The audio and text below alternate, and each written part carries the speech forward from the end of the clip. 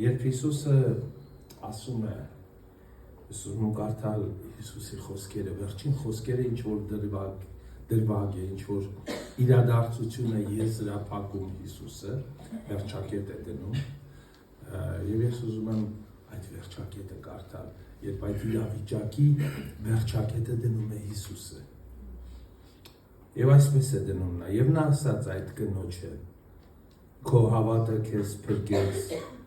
գնա խաղաղությամբ։ Եթե կարդացել եք երեկվա հատվածը, կամ առաջի օրվա, չեմ հիշում երբ էինք սա դրել, ապա հիշում եք ում է ուղղված այս խոսքերը, ում ասաց Հիսուսը այս խոսքերը։ Հիսուսն այս խոսքերն ասաց մի անառակ կնոջ։ Իսկ ինչ էր ասել այդ կինը Հիսուսին։ Ինչ էր ասել, ինչ իրավիճակ էր։ Շատ հետաքրքրական է, որ այդ կինը ոչինչ չէր ասել։ Բերանն անգամ չէր բացել։ Եվ շատ հետաքրքիր է, որ այս իրավիճակը, որի մեջ գտնվում է Հիսուսը, ոմանք եւ այս կինը, շատ քիչ խոսակցություններ կան։ Այստեղ հիմնականում Հիսուսի, այսպես մենախոսությունն է։ Միայն մի դրվագում, ում տանը որ գտնվում են, տանտերը կարծիք է հայտնում, երբ Հիսուսը նրան հարց է տալիս, պարտքի, պարտքատիրոջ եւ ներման մասին, այս մարդը իր կարծիքն է ասում, ես կարծում եմ, որ այսպես։ Ուրեմն այլ խոսակցություններ, իրադարձությունների զարգացում մենք չենք տեսնում։ Միայն մեկ իրադարձություն կա այս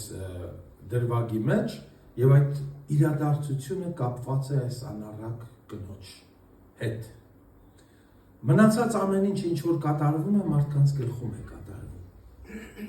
Ինչ որ ընկալում են, ինչ որ տեսնում են, ինչ որ ենթադրում են։ Եվ շատ հաճախ լռում են իրենց ենթադրությունների մեջ։ Մենք էլ չեն նստած ենք եւ տարբեր իրավիճակներին, ես քիչ առաջ պատմեցի, ասենք երեկվա իմ ապրած, զգացած կամ այդ իրավիճակը, ես ունեմ իմ գլխում այդ իրավիճակի մասին իմ կարծիքը, որ ես բարձրաձայն չասեցի։ Ամեն դեպքում այնտեղ, որտեղ էի, ես բարձրաձայն չարտահայտվեցի։ Ես շնորհակալություն հայտնեցի կոնկրետ միջավայրին եւ դուրս եկա։ Եվ այդպես էլ մենք ցանկացած միջավայր գնում ենք, համերգի ենք գնում կամ թատրոն ենք գնում։ Ինչևէ, շատ բաների մասին մենք կարծիք չենք հայտնում, լռում ենք, ճիշտ ենք անում, թե սխալ ենք անում, ես չգիտեմ։ Բայց յուրաքանչյուրս մեր մտքում ունենք մեր կարծիքը։ Մենք մեր ենթադրություններն ենք անում։ Մենք մեր ենթադրություններն ենք անում։ Ինչպես այս իրավիճակում, երբ Հիսուսը Փարիսեցու տանը հացի էր նստած, ինչու էր Հիսուսը Փարիսեցու տանը հացի նստած, որովհետև Հիսուսին Սուրբ Գիրքն ասում է աղաչում էր, որ իր հետ ճաշ ուտի, որ իր հետ սեղան նստի։ Գիտեք, շատ հետաքրքիր է, կարդում ես ու փորձում ես հասկանալ, ինչի էր այս մարդը ինձ շահագրգռված, ինչի էր աղաչում, դե հրավիրել ես մարդուն, կգա, չի գա, հասկանում եք, բայց սա ոչ թե հրավիրում էր պարզապես Հիսուսին, այլ աղաչում էր, որ գա իր տուն հաց ուտի։ Երբ է մարդը աղաչում, երբ դա իր համար շատ կարևոր է, երբ ինքը, երբ մերժում է իր համար ընդունելի չի, երբ շատ մեծ ինչ-որ բան է կախված այս ընդունելությունից։ Իր կյանքի մեջ շատ կարևոր ինչ-որ բան է կախված, ձեր կյանքի մեջ կա այդպես կարևոր կախվածություններ, որ ինչ-որ մեկից է դա կախված, Եվ այդ ինչ որ մեկը պիտի փորձի, ոչ թե պիտի փորձի, այդ ինչ որ մեկը կարող է այդ հարցը լուծել, եւ դուք փորձում եք գտնել ճանապարհներ այդ մեկի բարեհաճությունը շահելու կամ վաստակելու։ Չէ՞։ Դա կարող է լինել որևէ մեկը, որից ձեզ ասենք փող է պետք խնդրել, ձեր ինչ որ հարցը լուծելու համար եւ աղաչում եք, որ նա գա, որ պատիվ տակ իրեն, որ նաեւ այս ընթացքում կարողանանք, չէ՞, խնդրել, ձեր ուսածը խնդրել եւ ստանալ։ Կամ տարբեր իրավիճակներ։ Հիմա ինչ է պետք այս մարդուն, մենք չգիտենք։ Ու շատ տարօրինակ իրադարձություն է տեղի ունենում այստեղ, որովհետև մի կողմից աղաչում է Հիսուսին, որ գա իր տուն, խնդրում է Հիսուսին, որ գա իր տուն, մյուս կողմից էլ մենք քիչ հետո տեսնում ենք Հիսուսի հանդիմանությունը, որ նա վարվեցողության եւ հյուրասիրության կանոնները չպահեց, նա ուզում էր, որ Հիսուսը իր տուն գա, նա ուզում էր, որ ինքը Հիսուսի հետ սեղան նստի, գուցե նա ուզում էր, որ շրջապատը տեսնի, որ Հիսուսն իր տուն է եկել, մենք չգիտենք այս մարդու ներքին ցանկությունները, դրդապատճառները, թե ինչու էր ի վերջո Հիսուսին կանչել իր տուն։ Եվ ի վերջո մենք չգիտենք, թե մեր կողքինը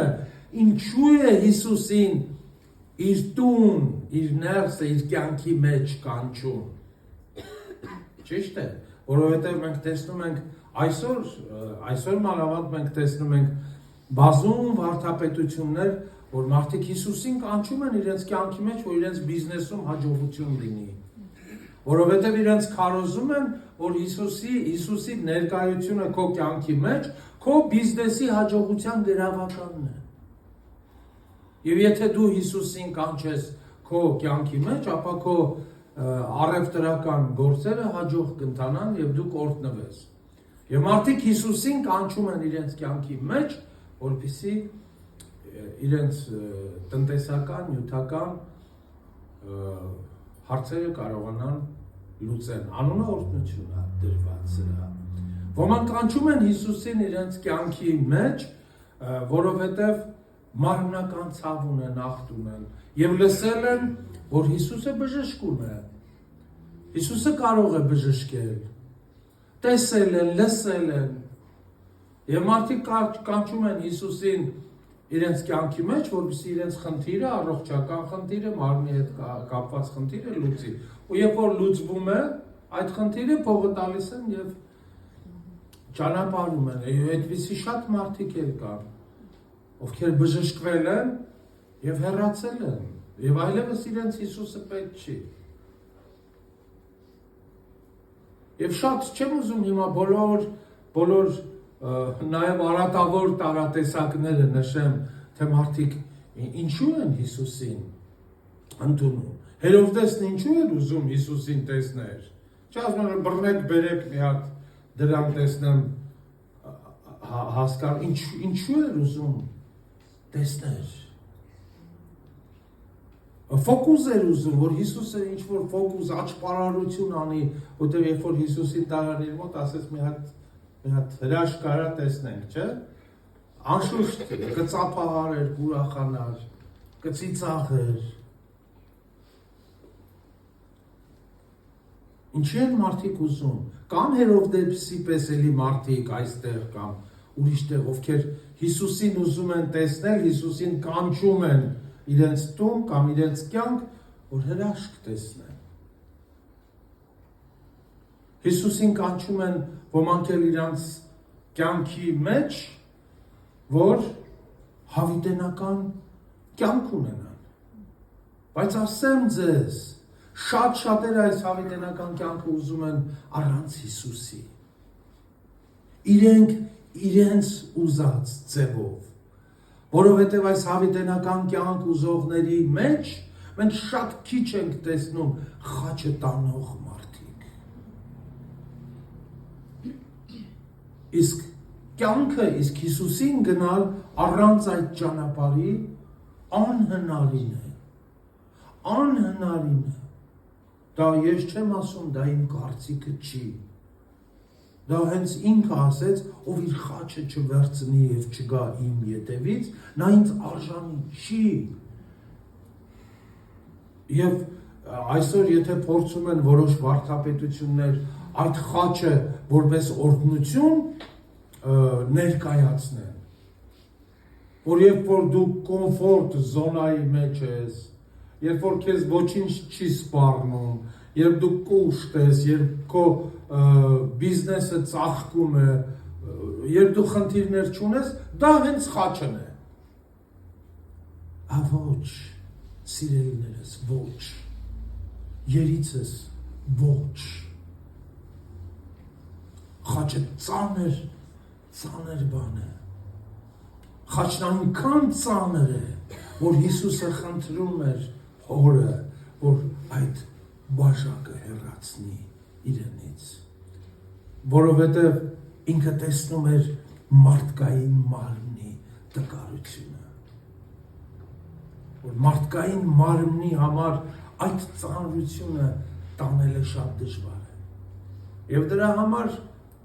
անօրենը փորձում է մեզ այդ խաչի հետ կապված մանիպուլյացիաներ անել և այլ բաներ ներկայացնել, այ հենց սա է խաչը։ Ոչ, սիրելիներս, ոչ։ Եվ այս մարդը նույնպես, այս փարիսեցին, որ Հիսուսին հրավիրել էր իր տուն, այս մարդը նույնպես ինչ որ ակնկալիքով էր հրավիրել,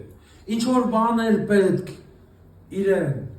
և կարևոր չի թե ինչ է, մենք խոսեցինք, որ տարբեր պատճառներ կարող են լինել, տարբեր պատճառներ կարող են լինել,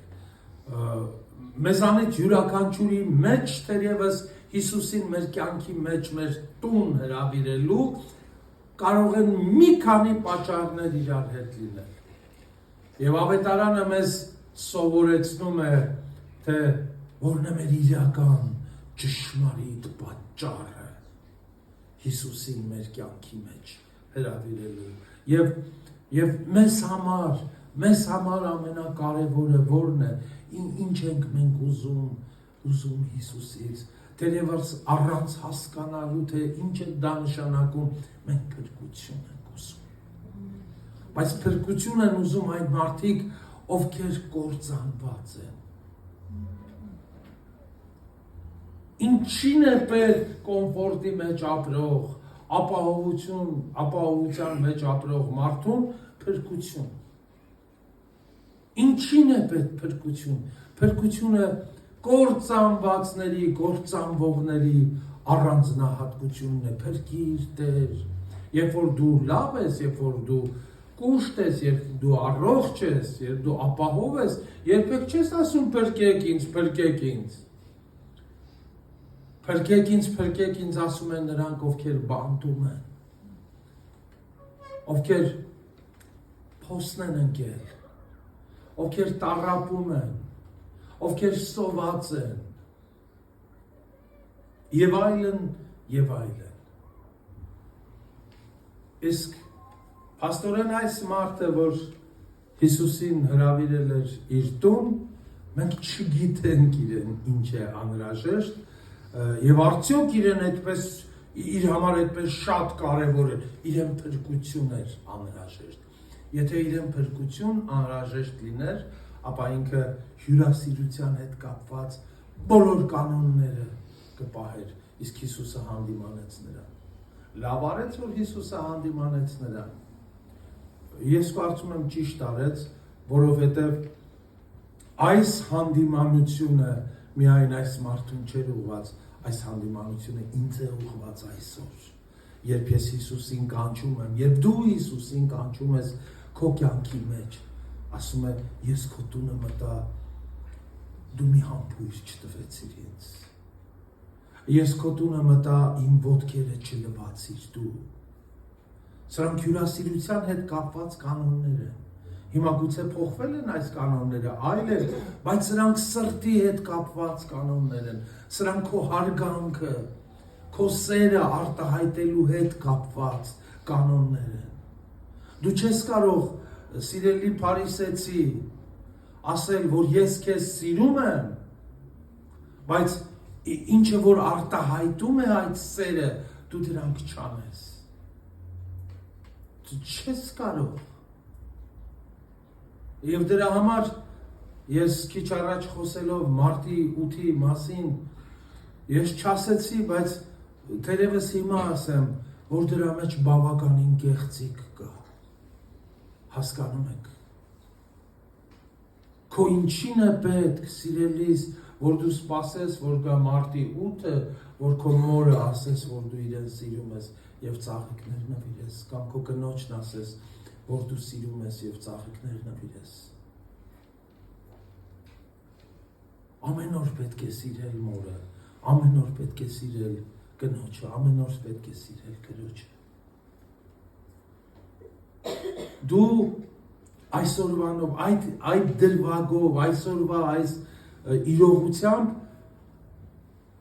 քո անցած օրերն ես բնութագրում, որ դրանց մեջ սեր չկար, հարգանք չկար։ Այնպես էլ այս մարդը բնութագրում է, Հիսուսը բնութագրում է այս մարդու գործողությունները, որ դու չարեցիր դա ինձ համար։ Չարեցիր, որովհետև այս մարդը, ինչպես քիչ առաջ խոսեցի, իր մտքի մեջ արդեն իր կարծիքը կազմեց, թե Հիսուսի, թե այդ իրավիճակի մասին, եւ ինքը որոշեց, որ Հիսուսը մարգարե չի։ Այսինքն ինչի համար, որ ինքը Հիսուսին կանչել էր, թերևս համոզվելու համար, թե ով է Հիսուսը։ Այնպես ինչպես մենք ենք շատ տեղեր գնալով, մարդիկ շատ եկեղեցիներ են գնում, Հիսուսին են փնտրում, կան այդպես թափառող քրիստոնյաներ, որ այդպես էլ չեն գտնում։ Տվյալ դեպքում այս փարիսեցին այդպես էլ չգտավ, չէ, ասեց սա մարգարե չի։ Եթե սա մարգարե լիներ, տեսեք, այստեղ ամենամեծ փորձակարն է դրված մեր հավատքի համար, որովհետև մենք ունենք մեր կարծիքը մարդկանց եւ երևույթների նկատմամբ։ Եթե սա մարգարե լիներ, կիմանար, թե այսինչ կին է, ինչ որակի կին է եւ թույլ չէր տա, որ գար կպներ իրեն։ Այսինքն մենք կանխապես որոշում ենք, թե Հիսուսը ինչ պիտի աներ եւ ինչ պիտի անի, ճիշտը որն է, որ Հիսուսը անի։ Եվ եթե Հիսուսի արածները չեն համապատասխանում մեր պատկերացումներին, այստեղ արդեն Հիսուսը լուրջ խնդիրներ ունի։ Հիսուսը լուրջ խնդիրներ ունի։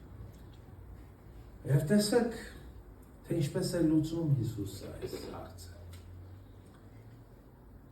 Մարդկությունը բաժանում է երկու մասի։ Կամ երկու հոգու այսպես բերում է առճակատման մեջ, իրար դեմ է բերում։ Երկու տարբեր անձնավորություններ եւ երկու տարբեր պարտքի չափերով, մեկը 50 տարեկան, մյուսը 500 տարեկան, բայց նույն իրավիճակն է երկուսի համար էլ, երկուսն էլ չունեն վճարելու բան, բայց պարտավոր են վճարել։ Եվ երկուսին էլ ներվում է իրենց պարտքը։ Բայց Հիսուսը տեսեք ինչ ուղղությամբ է տանում միտքը, մեր միտքը, ով ավելի շատ կսիրի։ Եվ այստեղ փարիսեցին հենց այստեղ է, որ խոսում է, մնացածը մտքում էր, ասում է նա ում շատ ներվեց։ Տեսեք, Հիսուսը չի ասում այստեղ, որ փարիսեցի, այն 50 դահեկանի պարտք ունեցողը դու ես։ Իսկ 500 դահեկանի պարտք ունեցողը, այս կինը չի ասում այդպիսի բան։ Պարզապես թվաբանական եւ փիլիսոփայական ինչ որ հարցադրում է դնում։ Սովորաբար ինչպես է լինում կյանքում։ Ով է ավելի շատ երախտապարտ։ Նա ում շատ է ներվել։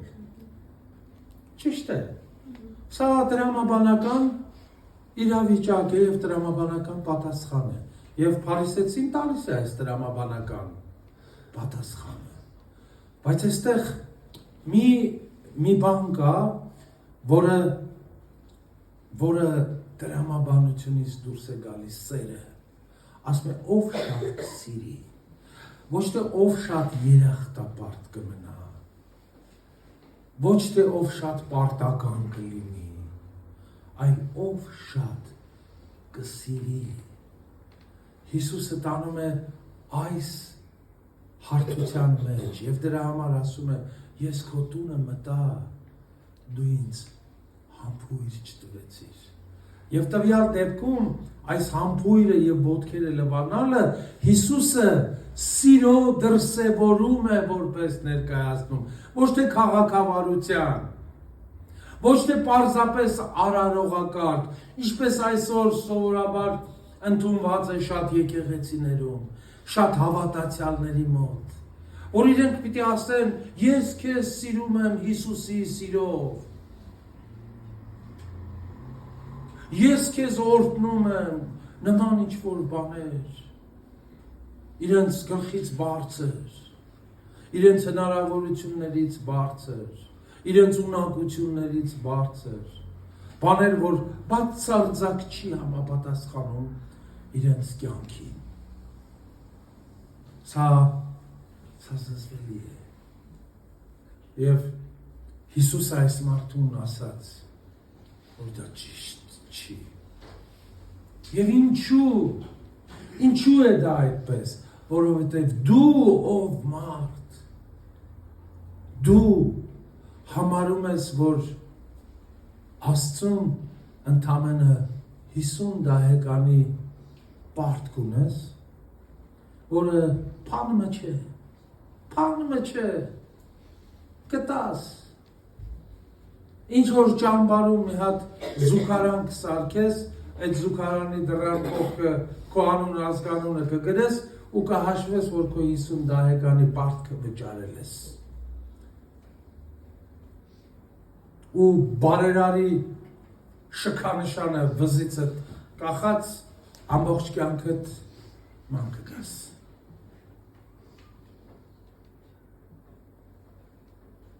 Իսկ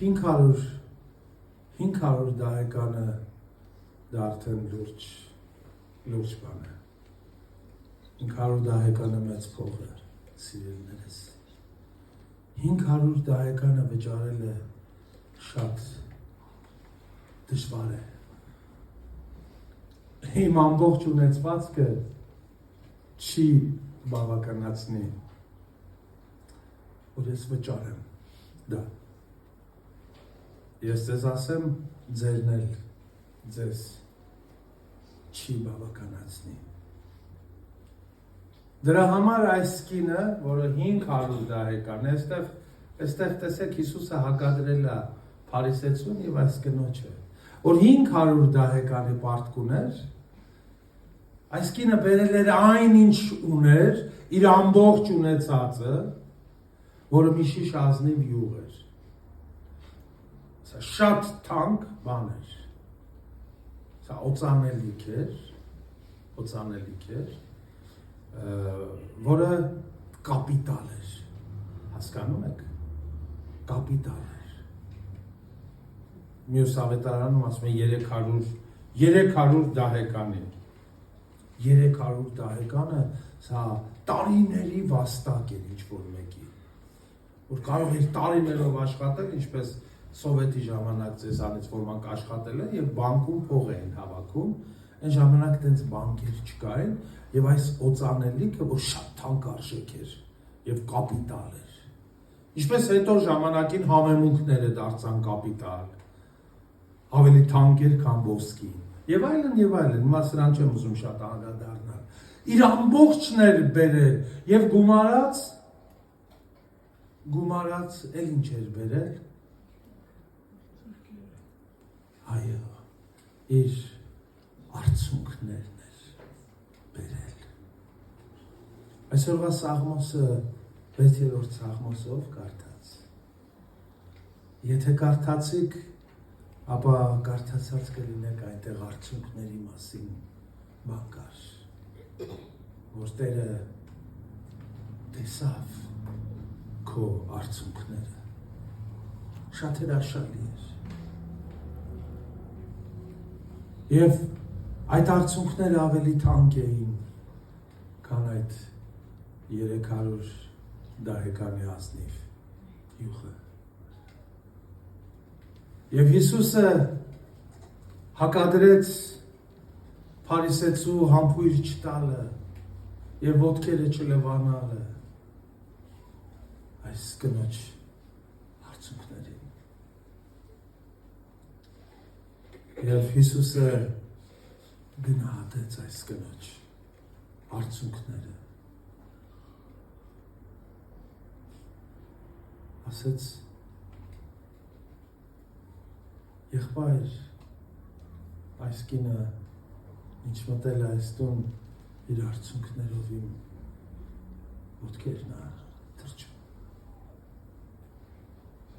կինը գնացել էր ուրիշի հրավիրած Հիսուսի մոտ ինքը չէր հրավիրել Հիսուսին ինքնով էր որ Հիսուսին հրավիրել ինչպես հրավիրել ինքը գնացել էր ուրիշի հրավիրած Հիսուսի մոտ բայց ինքը գնացել էր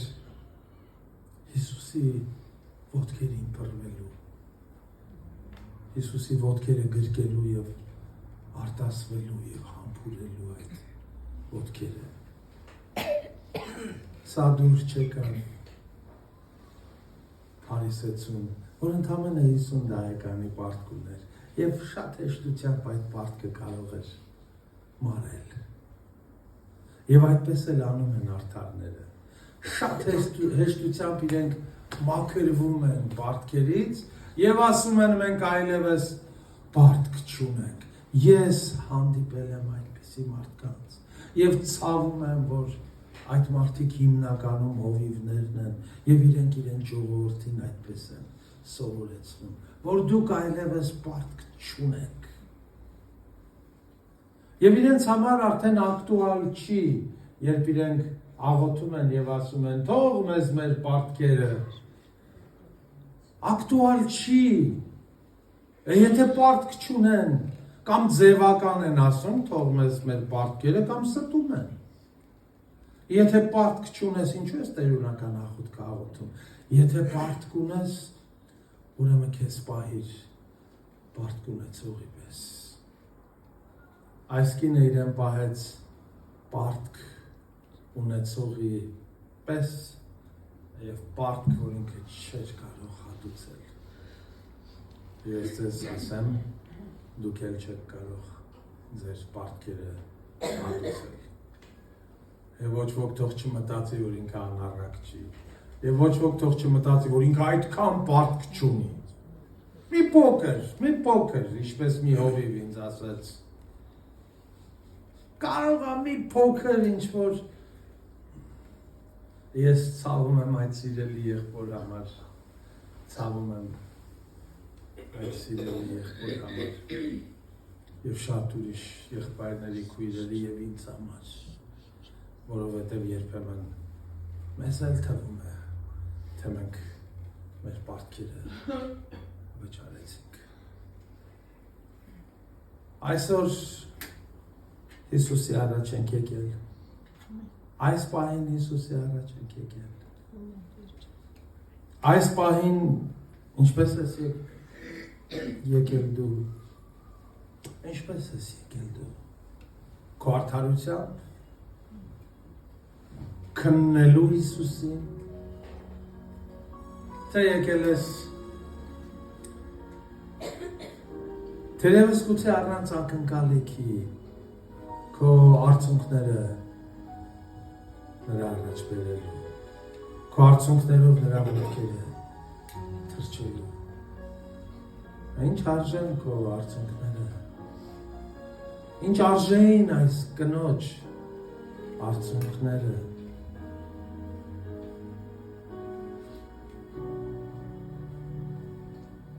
Այս արցունքները արժեցան իր ներումը։ Քո մեղքերը քեզ ներված են։ Քո անհամար մեղքերը քեզ ներված են։ Գնա, քո հավատը քեզ փրկեց։ Մյուսը արժանացավ այս խոսքերին։ Մյուսը, որ աղաչում էր Հիսուսին, որ իր հետ իր տանը ճաշ ուտի, արժանացավ այս խոսքերին։ Մյուսը, որ ահագին ծախս էր արել թերևս։ Ժողովուրդ, եթե ձեր արած ծախսը ձեր սրտով չի, կամ ձեր սրտից չի, իզուր միան եք այդ ծախսերը, Աստծուն չեք կարող խաբել։ Եթե այն կոնֆետը, որ բերում եք, մի հատ կոնֆետի փիլիսոփայությունը մեր մոտ դեռ պահպանված է, չէ՞։ Դեռ պահպանված է մի հատ, ով մոռացել է, հիշեցնում եմ նորից։ Մի հատ կոնֆետի այս ճակերտավոր օրենքը դեռևս կա մեր եկեղեցում։ Եթե այդ մի հատ կոնֆետը դու բերում ես եւ դա քո սրտից չի, դա քո սերը չի, եւ ասեմ ամբողջը մի բեր դա, մի բեր դա։ Եվ եթե դու դա սիրով ես բերում, դուք տեսնում եք, թե երբեմն մեր սեղանը ինչի է վերածվում, ինչ քաղցր ավենիքների, մի հրաշալի աշխարհի, որ կերազեն թե մանուկները, թե մեծերը։ Այսօրվա փախլավն հրաշքեր։ Վաղուց տենց համով փախլավը չի փորձել։ Սա օրհնություն է։ Ինչպես այս կինը ստացավ իր օրհնությունը, իր փրկությունը, իր ներումը, ստացեք դուք ձեր ներումը։ Մի եղեք Փարիսեցու պես, մի փորձեք Հիսուսին, պարզապես ընդունեք նրան, նա մարգարե է, նա Աստված է, նա ամեն ինչ է, նա կյանք է, նա ներում է մեր մեղքերը։ Փարիսեցին մտածեց, ով է սա, որ մեղքեր է ներում։ Նա ներում է մեր մեղքերը, նա մեր Տերն է, նա մեր առաջնորդն է, նա մեր փրկիչն է, նա մեր կյանքն է, նա մեր սրբությունն է, նա մեր փրկությունն է, նա մեր ճշմարտությունն է, նա մեր արդարությունն է։ Ով է սա, որ քեզ էլ այսօր կարող է ասել, գնա խաղաղությամբ, եղբայր, քույր, սիրելիներս, քո հավատը քեզ փրկեց։ Դրա համար ճիշտ աղբյուրից բխող արցունքներ են պետք։ Մեղքի եւ մեղքի գիտակցության աղբյուրից բխող արցունքներ են պետք։ Ուրիշ արցունքներ պետք չէ։ Եվ մի թողեք, որ սատանան այդ ակը փակի, որտեղից այդ մեղքի գիտակցությունը բխում է եւ այդտեղից էլ այդ արցունքները։ Մի թողեք, որ փակի նա։ Մի հավատացեք, երբ նա ձեզ ասում է ապրես, դու արդեն լավն ես, դու արդեն արդար ես, դու արդեն ճիշտ ես, քեզ այլևս Աստծո ողորմությունը պետք չի, Աստծո ներումը պետք չի, դու պակաս բան չունես, մի հավատացեք այդ ստախոսին,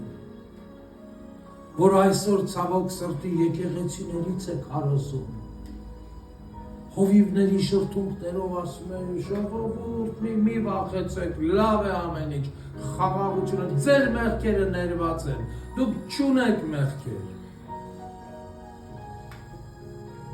Իսկ ուր են ձեր արցունքները, եթե ձեր մեղքերը ներված են։ Ուր են։ Ես վերջի անգամ արցունքներ տեսա մի միջավայրում եւ այդ արցունքները իրենց կուրքի համար էր, ով Աստված չէր։ Ես արցունքներ տեսա եւ մի բան ափսոսեցի, որ կարելի էր այդտեղ լավ բիզնես անել։ Մեքենայի բեռնախցիկը լիքը անձեռոցիկ լցնել եւ բերել եւ այդ միջավայրի մեջ վաճառել։ Ինչ արցունքներ էին։ Ես գիտեք կգնահատեի այդ արցունքները, եթե տեսնեի իրենց մեղքերի համար թափված արցունքներ այդ մարդկանց, նաև դա տեսած լինեի, բայց ես մեղքերի համար թափված արցունքներ չէի տեսել այդ միջավայրում, բայց տեսել էի կուրքերի համար թափված արցունքներ, այդ կուրքերը փշրվեցին, թափվեցին այդ դագոնները, ջարդ ու շուր, եղան եւ կլինեն։ Թող ձեր արցունքները ճիշտ աղբերից բխեն եւ թող մեր Տերը ձեզ ասի խաղաղությամբ գնա քո հավատը քեզ փրկեց։ Փառք մեր Տիրոջ սուրբ անվանը։ Հավիտյանս ավիտանից։ Ամեն։